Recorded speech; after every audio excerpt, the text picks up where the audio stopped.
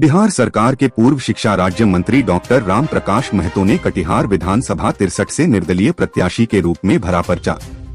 महागठबंधन की ओर से टिकट नहीं मिलने पर पूर्व शिक्षा राज्य मंत्री डॉक्टर राम प्रकाश महतो कटिहार विधानसभा 63 से अपना नामांकन दर्ज करवाया। इस अवसर पर उन्होंने प्रेस को संबोधित करते हुए क्या कुछ कहा, देखिए इस रिपोर्ट में।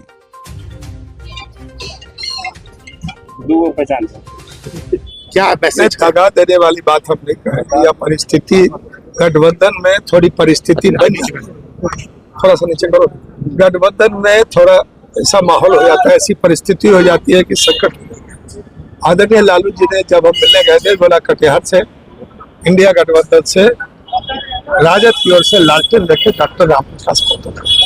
कोई नहीं बोलता था कि राम प्रकाश महतो कटिहार से नहीं लड़ेंगे। कटिहार पे तो फोन जाता था कि सर एकदम सिंबल लेके आइए, जीत पक्की है। लेकिन जब पिछले दो दिनों में जो खेल पलटा, ये सीट चला गया मुकेश सहनी को, और पूरा बिहार कटिहार का बच्चा जान लिया है कि ये सिंबल कैसे आया है, किस आधार पर आया है, कहाँ किसको कितना देना लेना पड़ा है, हम उसको अपने मुंह से बोलना नहीं चाहते, जग जाए।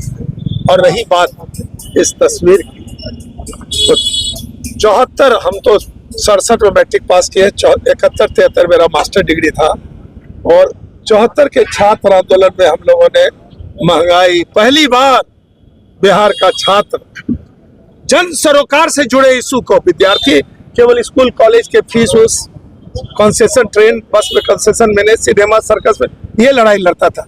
पहली बार बिहार का छात्र जन सरोकार से जुड़े समस्याओं, शिक्षा नीति में आमूलचूल परिवर्तन हो, महंगाई पर रोक लगे, भ्रष्टाचार पर हम लोग नारा लगाते थे, बंद करो भ्रष्टाचार, नहीं तो देंगे गर्दा झाड़।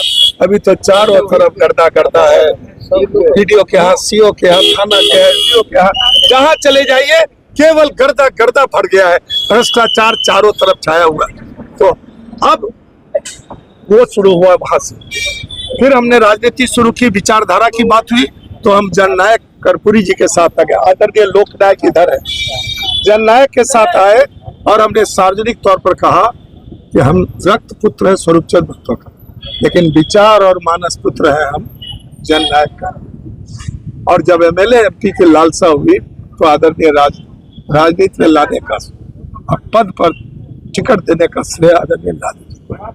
इसलिए मेरे तीनों आदर्श हैं, विशेष तौर पर लालू जी व्यक्ति नहीं विचारधारा है, हमारे तीनों आदर्श है। आदरणीय लालू जी पहले भी मेरे आदर्श थे, आज भी है और बात ही रहेगी। सर, टिकट में दगा हो गया, बड़ी कई चर्चा है, आप जैसे प्रदीप, आपसे भी डिमांड हुआ था सीधे तौर पर? हाँ, जैसे नाव में गया, वीआईपी की तरफ से आपसे भी डिमांड हुआ, और स्वयं वीआईपी प्रमुख ने हमसे, हम क्या बोले, सर बोलना है, इतनी बड़ी राशि मांग लिया कि हम तो सोच भी नहीं सकते। हम लोगों ने राजनीति में त्याग, तपस्या, सेवा, जुल्म, अन्याय, शोषण के खिलाफ हमने लड़ाई लड़ी है।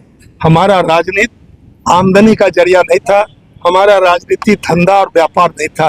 बाकी जो इन दिनों धंधा और व्यापार वाला राजनीति को खराब कर रहा है, हम इसलिए हमने कहा कि नहीं, हमको निर्णय लेना चाहिए। हमारे यहाँ से नौजवानों ने फोन किया कि सर आपको चुनाव लड़ना है, तो हमने तय किया कि नहीं, सही में जब अब तो मेरा मान लीजिए कि चुनाव का ये आखिरी पड़ाव चल रहा है, हम नौजवानों के लिए, पढ़े लिखे बढ़िया योग्य प्रतिभाशाली नौजवानों को हम अपील करना चाहते हैं कि अगर सामाजिक जीवन में आना है, मुखिया, ward commissioner, mayor, deputy mayor, chair, MLA, MP बनना है, तो भाई देखो अब तो ये व्यापार हो गया है, अब सुधार करो, ऐसे बेईमानों को, धंधेबाजों को राजनीति से हटाओ। ये दोनों, पूरा कटिहार अभी चिल्ला रहा था कि 20 साल में ये जो विधायक है बीजेपी का, कीचड़ कर दिया।